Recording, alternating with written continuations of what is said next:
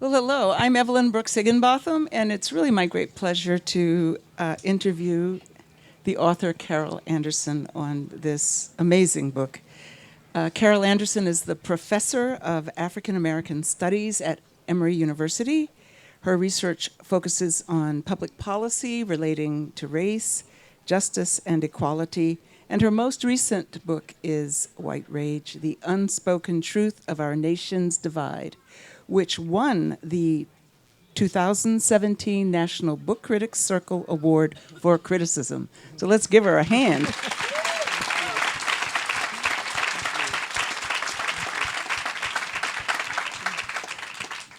So let's start, Carol. Okay. So, I remember from the tumultuous 60s, that was my generation, two black psychiatrists, William Greer and Price Cobbs, wrote a book called Black Rage. And when we think of rage, we think of violent actions and outbursts, and yet your discussion of white rage is quite a different perspective. Something much more subtle, more calculated, innovative, and governmentally systemic. And it characterizes, as you tell us, several periods in American history. So I'd like for you to talk about this to the group. Thank you so much, Evelyn. And I also want to thank George Gibson, who was my incredible publisher editor for White Rage. He helped shepherd this book.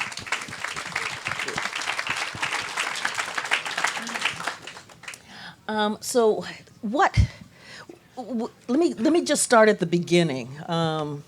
First, there was man, and then no. I think it was God. God, right? Is that I'm watching the television as Ferguson is blowing up. And I'm seeing the flames and the fire, and I'm listening to the pundits.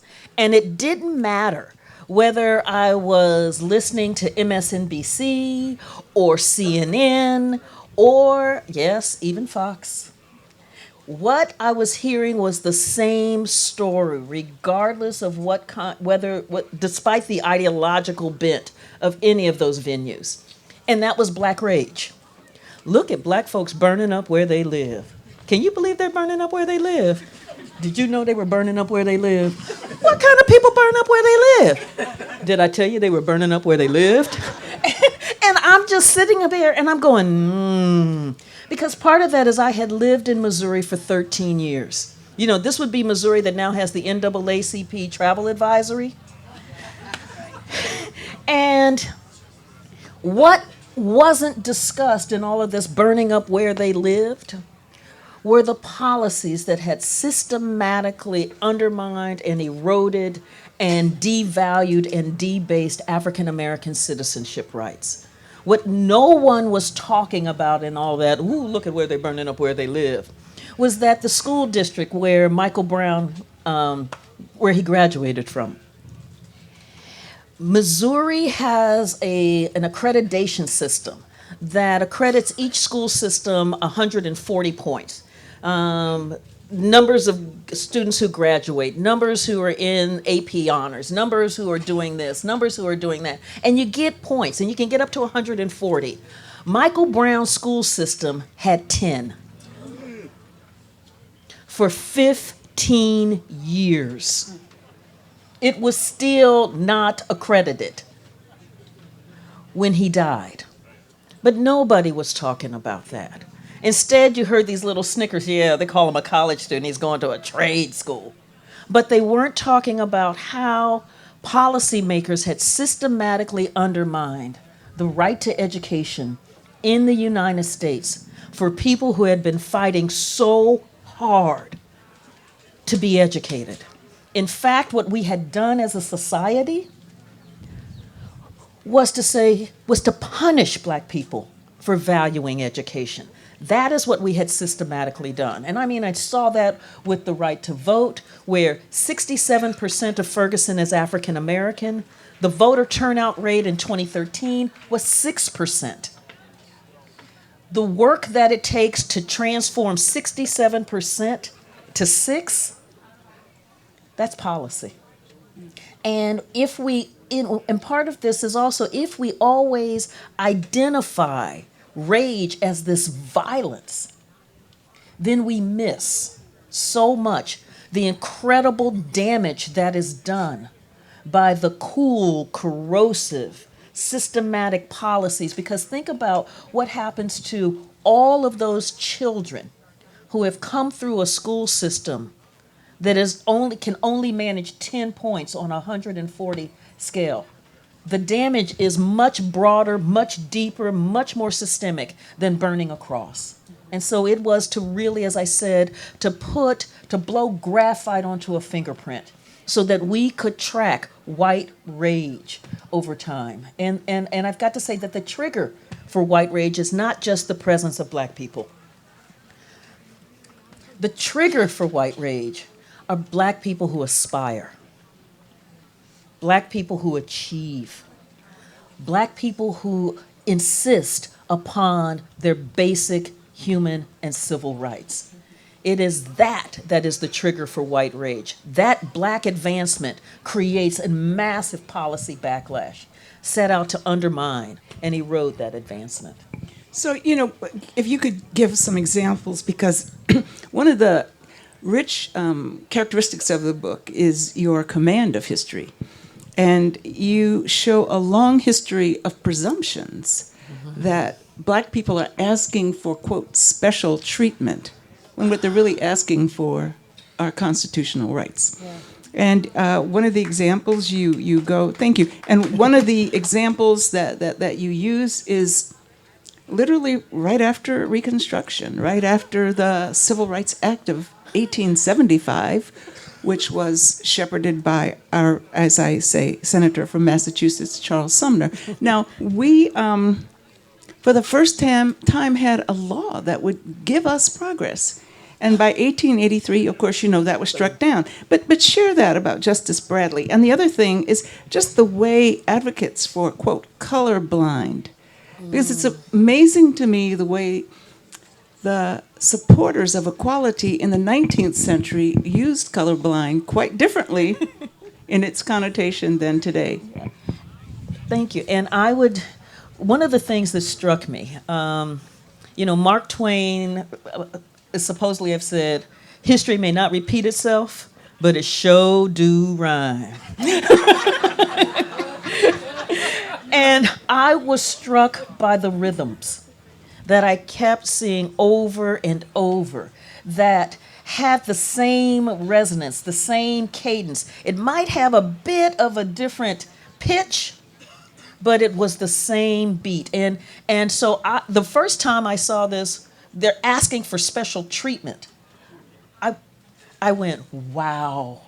Because this was an opinion of Justice Bradley, I think in 1883. And I'm going, okay, so we've just come out of slavery and Reconstruction that was barely reconstructed. We are now in this really kind of netherland where the Supreme Court is beginning to pull back and erode all of the laws that the radical Republican Congress, and I know, doesn't it feel good to say radical Republican, had put in place that dealt with, for instance, that to get rid of the Ku Klux Klan, saying that kind of domestic terrorism has no place on American soil. Wow. To say that African American men had the right to vote. Wow. To say that there would be equal protection under the law and due process. Wow. This is like landmark. But we're dealing with a system that had been put in place since 1619. So we're dealing with centuries of massive human rights violations on a scale that is virtually unimaginable. To then have, and after the Civil War, we had such political backlash. I mean, the South rose up almost immediately with the black codes. And so it's taking, this isn't like flipping a switch and it's over. This is continued resistance. So to then have the judge say, I am so sick and tired of all of these black people coming to the courts trying to get their little special privileges When are they just going to accept that they're American citizens and just quit begging the courts for something special? And I thought, special? They were asking to have the 15th Amendment enforced so that they would have the right to vote. They were asking to have the 14th Amendment enforced so that they would have equal protection under the law. They were asking to have the 13th Amendment enforced so that they would not have to deal with the badges of servitude. But instead, to ask to have the Constitution enforced meant that they were asking for special privileges. And so let me then carry this forward to Bakke, because we're in the affirmative action mode again, still. With Bakke, the Bakke case. So we know that the civil rights movement, 1950s, 1960s, by 70, you get the affirmative action that says, okay, we realize that we're going to have to do something a little bit different if we're going to open up this society, because even after the Civil War, we didn't open up this society. By 1977, so we've got basically 7 years, the Supreme Court rules that, one, that quotas are bad. You can't use quotas. But they also rule that affirmative action cannot be used to deal with to ameliorate the past discrimination that this entity had caused. So you look at a University of Texas that didn't open up its admissions until dragging, kicking, and screaming until like the late 1960s, early 1970s. You're looking at Alabama, the same thing. UGA with Charlotte, these places are fighting hard. 7 years, it's like, no. And this is why you get the language of diversity. Instead, that was an amen church over there. I knew this was Sunday morning. Yes. But get the cadence. Right? So that, so that you get the language of diversity, where they're trying to then make the rationale for what has been hundreds of years of exclusion, racial exclusion. Now, at the same time, you don't have that argument about legacies. Now, if what you have done is to systematically close off your university. It's like the grandfather clause.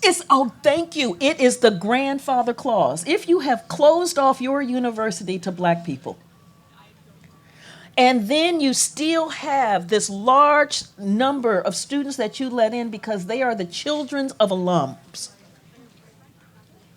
then what you have said is that you have automatically built in an all-white, whites only will be white chunk of your admissions based on racial exclusion. We don't argue about legacies. What we know for the Ivy Leagues, for instance, is that there are more legacies admitted than there are black students. But the focus has been on black students because they're asking for something special. And so we get that language over and over again, and what it requires is historical erasure. It requires that we don't understand how this nation was built, how its policies were formed, what was driving it, and what the consequences were. Mm-hmm. And so in White Rage, I set out to make that history visible. I don't know if the people in the audience know that Carol is a scholar also of international history, and she has written 2 wonderful books on African American efforts to fight against colonialism in Africa and to fight against the apartheid regime. This would have been in the earlier part of the 20th century. And I'm just wondering, with that internationalist perspective, were there any lessons about America? Did you find any relevance to that? Oh, my first book was called Eyes Off the Prize. The United Nations and the African American Struggle for Human Rights. And what I saw there were that, one, African Americans, we often write the history of black people as a very myopic, shuttered history, that, they focused only in on this thing that they were dealing with right there in Mississippi and in their county in Mississippi. And that appears to be it, and that they have no vision of the broader world. That wasn't the case at all. Their vision was so broad, because what they said was that oppression is global, and we have to fight global oppression. I liken it to extermination. When a place is infested with roaches, you can't just fix what's happening in that one apartment. You have to exterminate it throughout the building. And that kind of global oppression, they were saying, had to be wiped out globally, because fixing it in, say, Ghana was not going to solve the problem in Georgia. Fixing it in Georgia wasn't going to solve the problem in Ghana. And they worked in coalitions with freedom fighters in those other lands. They went to the United Nations articulating their vision. And so part of what I saw in all of this was an incredible sense of awareness and an incredible sense of mobilization, of activism, of presence, of self. And I also saw how there was a leitmotif in terms of oppression. So, for instance, in South Africa, they had what they called Bantu education, which was the education that was deemed the best for Africans. And basically, it was to create workers, nothing more. And you saw massive disparities in funding. I saw the same kind of numbers then when I'm looking at the funding of education for black students in the United States, where for instance, you're getting massive areas that don't have high schools. You're getting massive areas where you've got disparities that are sometimes 10, 20 times differential between the funding for white schools and the funding for black schools. But yet we will look at those black schools and say, all you got to do is, if you really valued education, is just work hard. And funding really doesn't make a difference in the quality of education. I know, my late husband, Leon Higginbotham, was a judge for many years, and he used to write about South Africa as well as United States, and he has written that the South African laws of apartheid, they actually learned some of what they created in those laws from our segregation laws, which also brings me to this question of the long periods of time of the ability to just execute unjust policies, and that somehow gets accepted.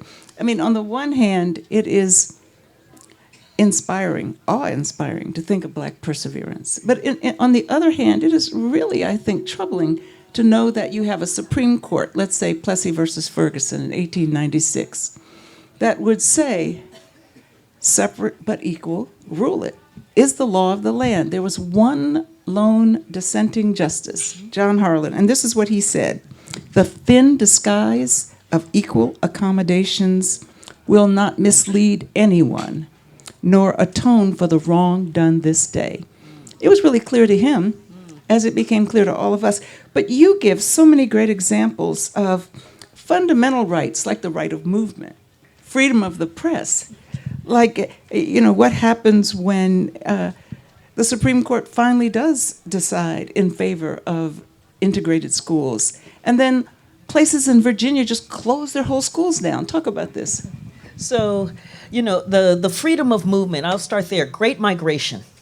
We have, as part of our foundational narrative in America, is that this is the land of opportunity. And where there's opportunity, that's where you go. In the Great Migration, you had 1.5 million African Americans leaving the South. That's about 10% of the population. That is huge. That is seismic. Well, the South looked up, and this is right starts off during the First World War, because there are incredible opportunities. The war has started. Europeans are going back over to fight in the Great War, World War I. And so the manufacturing is gearing up for war material, and they need labor. And they look around and they're like, you know what, there's some black folks in the South. Who knew? And so and so they start sending labor agents in the South to recruit African Americans to come north, come to Chicago, come to Pittsburgh. And the movement starts. The South looks up and goes, no. And then starts putting in place. Yes, you'll have the lynching. But what they're putting in place are the laws. The laws. One of the things that they did was they banned the Chicago Defender. The Chicago Defender was the prominent black newspaper in the United States. And the Chicago Defender had been absolutely essential to the Great Migration. It had in there listings of jobs, listings of opportunities, listings of housing, listings of where you could go, coming in, say, from Mississippi, coming in from Alabama. Stop here. This is the place where then we can get you set up.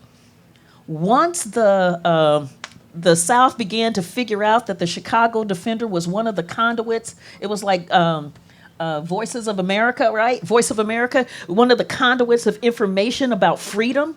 They said, oh no, banned it. Now, I know that there's this thing called the First Amendment that has something called freedom of the press. I mean, it's kind of freedom of the press. But here what we saw was that the South said, no, you do not have this freedom. And there was no hue and cry pushback from the federal government in the banning of the Chicago Defender. But black folks resisted. My mother talked about my granddaddy. And Where was he? Oklahoma. And Oklahoma is the South. Let's be real clear. It is the South. Well, they had slaves. Yes, it is the South. And she talked about how granddaddy would take that Chicago Defender, fold it, put it under his arm, and then get his walk on. Come on, yeah, I got my fender, right? It was a badge of courage. It was a badge of strength. It was a badge of resilience. One of the other things that the South did, particularly in Mississippi, now remember, we're in the middle of a war. You got war material that has to be moved. You got troops that need to be moved. Mississippi stopped the trains. Just stopped the trains. Black people were getting on those trains to go north. Mississippi said, no, we'll just stop the trains. It took a federal marshal to say, what are you doing? You can't do this. And the sheriffs were like, well, yeah, we can. And the feds were like, we're getting ready to arrest you. We are in the middle of a war. Now, it took a middle of a war, and finally they were like, okay, we'll release the trains. But then they started arresting black people who had tickets and calling them vagrants. And with vagrancy, then you could lock them up, then have them bailed out by whites to then work on plantations. I mean, so we're fighting a war to make the world safe for democracy. And this is what is going on. And so part of what makes this so is that it's so legalistic. Mm-hmm. That you don't see the violence. And this is a nation that is drawn to the spectacular. And so when you get these little civil codes and state laws that are then just carried out by officials, it doesn't have that same, but it is devastating. And you're bringing me to today because I'd like for you to talk about President Obama's election as a catalyst for voter suppression. We hear all this conversation about voter fraud, when in fact we have much more voter suppression. Okay, so, yes.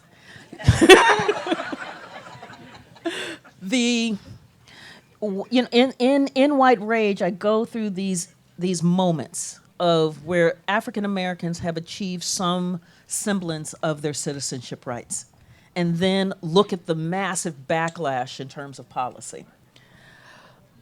The election of Barack Obama to the presidency was a huge, huge victory for Black America. And 2 times. Whew. All of America, that is right. Well, except not all of America, because there were large segments of America who thought they were looking at the apocalypse, who saw a Black man in the White House and thought the world as they knew it was over, particularly the Republicans. And let me explain why.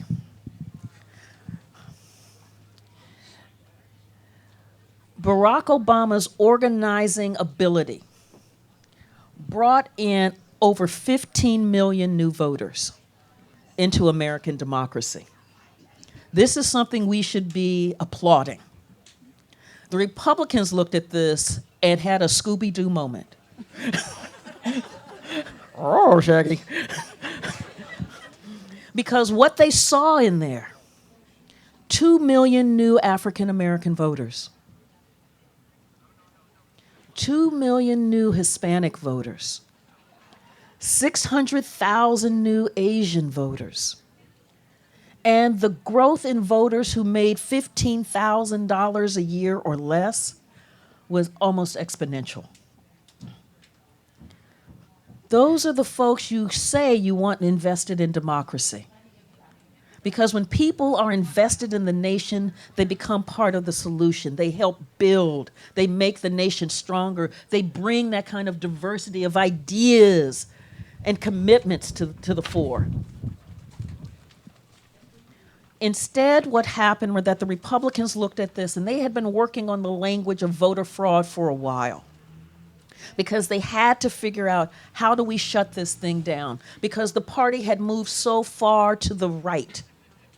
So far to the right.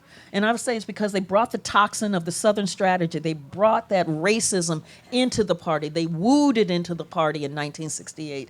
And the more they brought it in, the more right-wing that party became, till you don't even, as I said, Lord, I miss my Republicans. So they couldn't develop policies that then spoke to the poor, to Hispanics, to African Americans, to Asian Americans. They couldn't speak to the broader group of Americans. They spoke to a strata of overwhelmingly, it's like 92% of the Republican Party is white. So they spoke to a strata of America. And so what they did is they began to figure out how to shut it down. But they couldn't just go boom, because that would violate the 15th Amendment and the Voting Rights Act. And so what they did was to say, we need to ensure the integrity of the ballot box. White rage works beautifully because it cloaks its devious methods in the language of democracy. It swaddles it in the flag. It swaddles it in common sense language. So you get voter IDs. We need to ensure the integrity of the ballot box. So we need to make sure that you are who you are when you vote. That sounds like, well, yeah, I need a ID to get a book out of a library. How hard can that be? I can see that. But then it's how they implement it. Let's take Alabama. So Alabama first says, okay, so you need a voter ID. And then what Alabama does in the Black Belt counties, and those are the counties that have a large, it's either equal or more African Americans in that county than there are whites. They shut down the Department of Motor Vehicles in all of the Black Belt counties. And what they said, now it sounded for fiscal responsibility. With keeping these places open all the time is just draining the treasury, and we have to be fiscally responsible. Now, I've got to say there were 2 areas where they didn't shut them down. At Selma and Montgomery. Right? But they figured they could shut them down in all of the other ones and nobody would notice. And these were the counties in Alabama that voted overwhelmingly for Barack Obama. We have voter ID laws. Now, let me back up. There was a huge hue and cry afterwards. And so what Governor Bentley did was he said, fine, I'll open them. And people are like, okay, great. But now they're open 1 day a month. So begin to think about what your access looks like to your right to vote. So the pattern is you create an obstacle, and then you create an obstacle to the obstacle. We had millions of American citizens who were denied their right to vote in the 2016 election based on voter suppression, the backlash to the presidency of Barack Obama. I have one last question before we go to you. And I bet this is a question that many of you have. So your book came out before the election. Yeah. What are you thinking now? Now, when you look at the New York Times today in the op-ed section, you will see. She has a great article, The Policies of White Resentment. But just say a few words, and then we'd love to hear from you. And what I set out to, what I think now is that it is white rage that put Donald Trump in the White House. Between the voter suppression, that in fact, when you're looking at what happened in Wisconsin, and when you're looking at felony disfranchisement in Florida, that wipes out about 25% of all black voters in Florida, and those two states had the electoral college votes that put him over the top. When you think about, you had a field of 16 Republican candidates, governors, senators who had experience, and the electorate went for the man who was the most un-Obama. You know, remember Jeffrey Holder's The Uncola, right? You know, the most anti-Obama because of his birtherism. That birtherism gave him a badge, a stamp that no other Republican could match. That's what put him over. And when you think about what an unholy mess this regime has been, I mean, just one debacle after the next as you watch the standing of the U.S. just plummet, as you have diplomats just laughing at the U.S., as you have our inability to follow through on our commitments. Just when you're, Okay. yes. Please read the article. Yes. We're trying to get her blood pressure down. So we have a few minutes, and you'll tell me when to stop. So if you have questions, I know somebody has a question.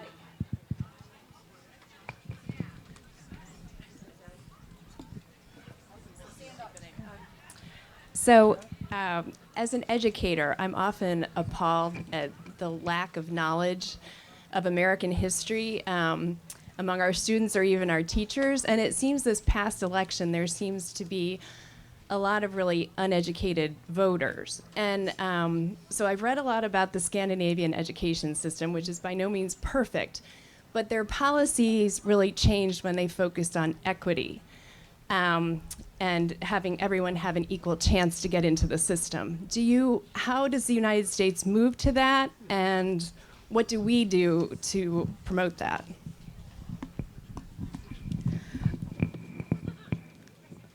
To me, the thing that has to happen in the United States, where we can move to equity, where we can see that when we all are doing well, the nation is doing well, is that whites have to have the conversation about what real American history looks like around their dinner table. They have to have that conversation with their brothers, their sisters, their uncles. I can't tell you how many times I heard during 2016 where someone would talk about what was happening around their dinner table, and they were like, yeah, go Trump, and it didn't matter. And that they were spewing things that, well, whites built this nation, and by God, we're going to keep it. When you have that kind of history, then it makes it very difficult to even talk about equity, because you honestly believe that whites built this nation all by themselves. And it stops right there. So having a factual historical understanding, and whites engaging in the work of equity building. This cannot just be what black folks do or what Latinos do. Whites have got to be fully engaged in this conversation. Our nation is at risk. I mean, we see this.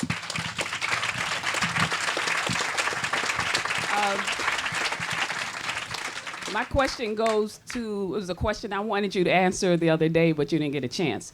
But my question goes to the fact that at the heart of this is really, I think, and you can react to it, the fact that we were chattel, and not slaves, but chattel slaves, which is a big difference between slaves and chattel slaves, and that we've been seeking to be human in the eyes of the majority population since that time. So the struggle seems to be that we were chattel. And so the attitude is that we're chattel still. And so when you look at Michael Brown and you look at the school systems, you look at the policies, these are policies against people who were not considered, they were chattel. And so now it seems like the struggle has been trying to be, for all these years, since the 1600s, trying to prove that we're human. You want to react to that?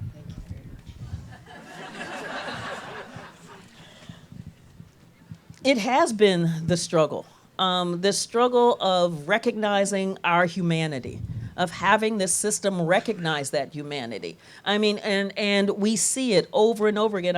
I teach a civil rights movement class, and I talk about the politics of respectability, for instance. And the politics of respectability is that thing where if you go to school, you don't drink, you have that kind of middle class visage, then boom, you too can access the American dream if you are respectable. And so you get this kind of, this is why Rosa Parks and not Claudette Colvin. Okay. But what that strategy was about identifying and forcing the broader society to recognize the humanity of African Americans by saying, when you're looking at a Mrs. Amelia Boynton down in Selma, who is about as middle class, she's a school teacher, she's got on her stockings and her kitten heels, and you have Sheriff Jim Clark just snatching her as she's trying to register to vote. You can't point to a narrative that says, oh, well, she's a thug, and that's why the cops were going after her. Instead, this is a respectable woman who is being beaten by the sheriff because she's trying to register to vote. So that element of respectability used in the civil rights movement was about trying to get this society to recognize that black people were people. Ibram Kendi, who wrote Stamped from the Beginning, what he talks about there is that what black people are really looking for is not this special treatment that keeps eddying through and all this, but it is the ability to soar when you can soar. It is the ability to fail when you can fail. And that it's not seen as somehow your failure is representative of the race. Your failure is just because you failed. But that's not what happens here. In this incredible battle to pull from being enslaved, Lord have mercy, to say, I am human. That is where we are right now. It is what allows Philando Castile to be gunned down in his car. And you don't hear a mumbling word from the NRA. Because they did not see a human being there gunned down. Instead, you had all of this narrative about, well, maybe he smoked weed. Really? That's what I mean. Yeah.